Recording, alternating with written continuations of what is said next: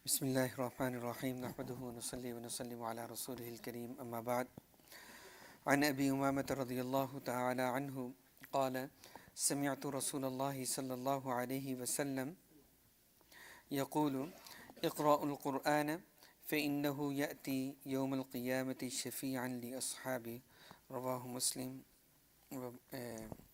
وكما قال عليه الصلاة والسلام. This hadith is mentioned in the book of virtues of reciting the Quran. We are day by day we are close to the month of Ramadan, and the month of Ramadan is the month of Quran. شهر رمضان الذي أنزل فيه القرآن, Allah subhanahu wa ta'ala mentioned, and one of the main ibadah beside the fasting in the month of Ramadan, we recite the Quran, we listen the Quran. And Allah subhanahu wa ta'ala revealed the Quran in the month of Ramadan. And this hadith is also motivating us that whenever we recite the Quran, we must have the reward that if we recite the Quran, what will be the benefit for that. And this hadith Rasulullah sallallahu alaihi wasallam mentioned Abu Umama. He said, سمعت رسول الله, he heard Rasulullah sallallahu alaihi wasallam saying, يقول اقرأوا القرآن, recite the Quran, فإنه يأتي يوم القيامة شفيعا لأصحابه, it will come as an intercessor for those who recite it on the day of resurrection. Huge benefit. The one who recite the Quran.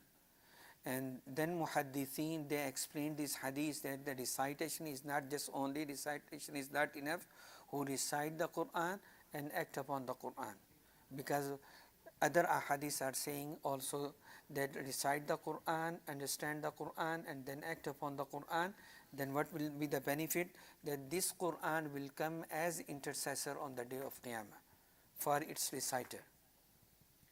We can see if anyone is connected to the Quran, day and night reciting the Quran, trying to understand the Quran, trying to learn the Quran, trying to implement the Quran in his life, and if something happened like he has some sins there, then on the day of Qiyamah this Quran will come in front of Allah subhanahu wa ta'ala as intercessor.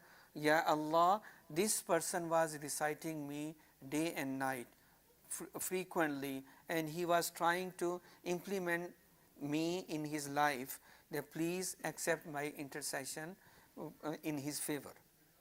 There's a huge benefit. So that's why we must make a plan and give time to the Quran on a daily basis, not because the month of Ramadan is approaching. Daily basis, regardless we are in the month of Ramadan or close to Ramadan or after Ramadan or before Ramadan, that make the Quran part of your life.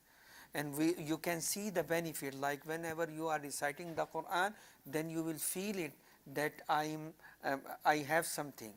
I have something, and I'm feeling the happiness because when we recite the Quran. And definitely this is the first step. When you recite the Quran, the next step you will think that I'm reciting on a daily basis, but I don't know what is the meaning of whatever I'm reciting. Then the next step you will move forward and you will try to understand the Quran. And it is the easy way. I suggest, like, we start from a small step. Like if we every day, every rakah, we recite or listen Surah Al-Fatiha. Start from there. That in Surah Al-Fatiha, what Allah subhanahu wa ta'ala is teaching me. Learn the translation, and then learn the meaning, and then see how can I implement Surah Al-Fatiha in my life.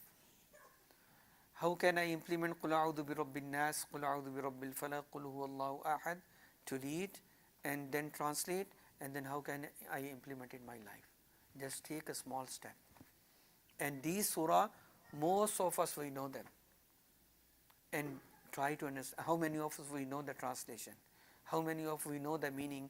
How many of know the background of Surah Al-Fatiha, the background of Surah Al-Falaq, Surah Al-Nas, why Allah subhanahu wa ta'ala revealed them. Just read the story of Surah Al-Nas and Surah Al-Falaq, And many people, they come to us, Shaykh, I'm feeling this, I'm feeling that, I'm feeling this. Just read the story why Allah subhanahu wa ta'ala revealed Qul a'udhu bi rabbin nas, Qul a'udhu bi rabbil falaq and other surahs. Then we can see that Allah subhanahu wa ta'ala has mentioned Quran is a cure. We can see that we will understand the Quran, and in the same time we will be cured by the Quran, inshallah. But unfortunately we are reciting it sometime, but we don't know what Allah subhanahu wa ta'ala is speaking to me, is asking me. And that's why the scholar says, when you read the Quran, just imagine Allah subhanahu wa ta'ala is talking to me and I'm talking to Allah subhanahu wa ta'ala. Because these are the words of Allah subhanahu wa ta'ala. When He says, Ya ayyuhalladhina amanu, we are Ya ayyuhalladhina amanu. Allah subhanahu wa ta'ala is talking to me, talking to you. And what He is talking to me, we don't know. To read the Quran, inshallah, and try to read it and try to understand the meaning of the Quran and how can I implement it. The next hadith is also very, very important. I want to mention today this hadith narrated by Sayyida Aisha radiyallahu al-mu'mineen. قالت قال رسول الله صلى الله عليه وسلم الذي يقرأ القرآن وهو ماهر به مع السفرة الكرام بررة والذي يقرأ القرآن ويتتعتع فيه وهو عليه شاق له أجران. Subhanallah, this hadith is saying, Sayyida Aisha al-mu'mineen, mother of the believers, she says that Rasulullah sallallahu alaihi wasallam said, "Alladhi yaqra'ul Qur'an wa huwa mahirun bihi." The one who recites the Quran and he is expert in the Quran. He knows the meaning of the Quran. He knows the tajweed, the rules of tajweed of the Quran. He is an expert in the Quran, and he will be with the kiram barara. He mentioned with the angels. And walladhi yaqra'ul Quran, and the person who is reciting the Quran, وَيَتَتَعْتَعُ فِي, and he is struggling in reading the Quran. You know, many of us, we don't know how to read the Quran, and we are trying to read the Quran and we are struggling with the Quran. وَهُوَ عَلَيْهِ شَاقٌ, it is hard for him to read the Quran. Lahu ajran, for them or for that person, lahu ajran, double benefit. Why double benefit he has it? Because he is reading the Quran, number one benefit, and number two, even it is hard for him, but he is not leaving it. He is still struggling it, that this is the Quran, this is from Allah subhanahu wa ta'ala, I must read it. Even he is struggling it. Maybe the expert of the Quran, he is reading a page within a minute or two, not more than that. But the one who is struggling and he has no idea, no fluency, maybe he will take 10 minutes, 20 minutes just for one page. But he is still doing it. He is not giving up. If he is not giving up and he is struggling it and he is reading the Quran, Rasulullah sallallahu alaihi wasallam said, for that person has double reward. One, the reading the Quran, one for that struggle. So may Allah subhanahu wa ta'ala make us a right understanding of Quran and the Sunnah, and make us to recite the Quran as much as we can and build the connection with the Quran, inshaAllah. Alhamdulillah Rabbil Alameen wa salatu wa salamu ala Sayyidil Anbiya al-Mursaleen. Rabbana atina fid dunya hasana wa fil akhirati hasana wa qina adhab an-nar. Allahumma ahsin aqibatana fil umuri kulliha wa ajinna min khizyi dunya wa adhab al-akhirah.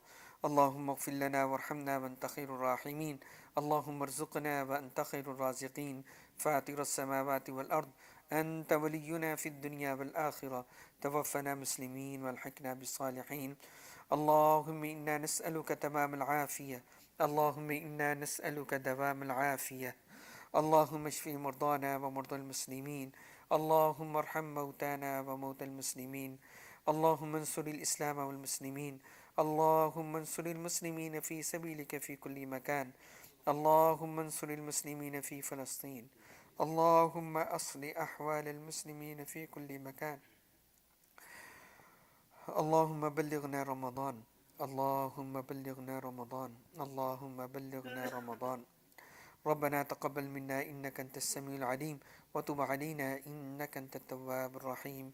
وصلى الله تعالى على خير خلقه محمد وآله وأصحابه أجمعين.